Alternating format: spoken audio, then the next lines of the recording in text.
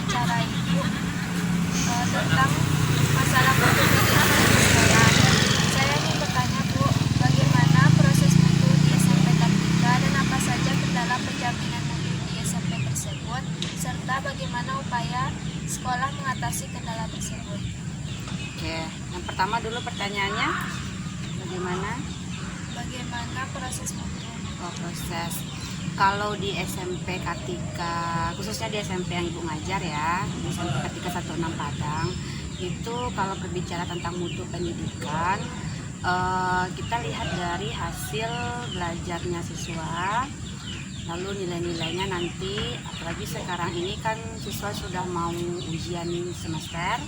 Nah, kita lihat dari belakangnya dulu bagaimana hasil belajarnya. Kalau di SMP Kartika itu rata-rata kan kebanyakan anaknya itu dari kalangan orang tua yang kurang mampu. Nah, jadi kalau bagaimana cara kita melihat mutu pendidikannya itu bagus apa tidak, itu dilihat dari keberhasilan seorang siswanya. Nah, kalau di SMP Kartika itu bisa dikatakan 50% menunjukkan hasil yang bagus, 50% lagi menunjukkan hasil yang boleh dibilang kurang bagus. Nah, di sini kalau di SMP Kartika itu anak-anaknya itu berbagai faktor lah gitu kan, berbagai faktor yang mempengaruhi mutu pendidikan itu nggak bagus. Di antaranya itu faktor lingkungan sama dari faktor pergaulannya masing-masing gitu. Jadi kalau ada pertanyaan bagaimana mutu sekolah SMP Kartika 16 Padang, itu bisa dibilang menunjukkan pendidikan yang cukup baik.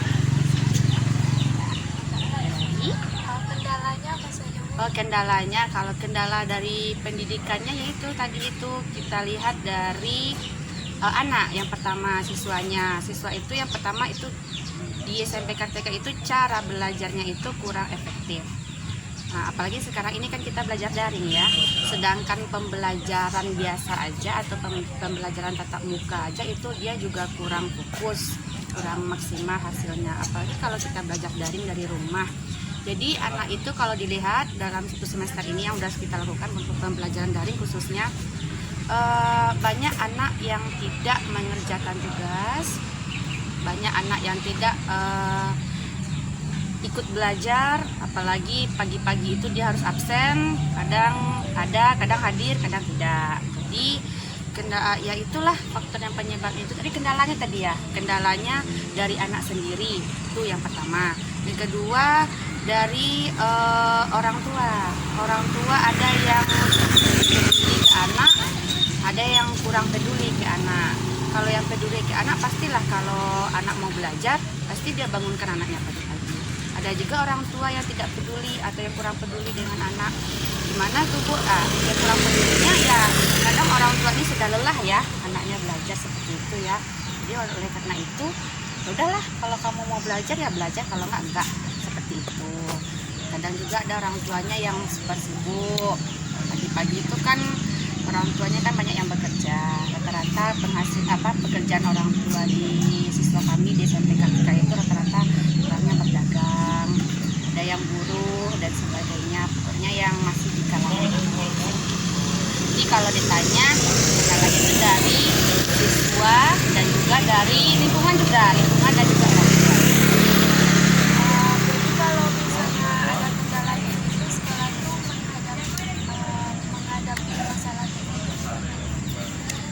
Menghadapi masalahnya itu perlu sosialisasi ke orang tuanya langsung dan ke anaknya langsung. Nah, kami sudah berupaya kalau misalnya ada siswa kami yang bermasalah, baik itu dari tugas dan segala macamnya, nilainya nggak masuk atau ketidakhadiran dia sekolah, maka kami akan panggil siswa tersebut dan juga orang tuanya untuk dibicarakan langsung di sekolah, untuk diselesaikan langsung di sekolah. Bagaimana rencananya lagi, bagaimana ke depannya supaya anak kita ini bisa lebih fokus lagi untuk belajar. Seperti itu.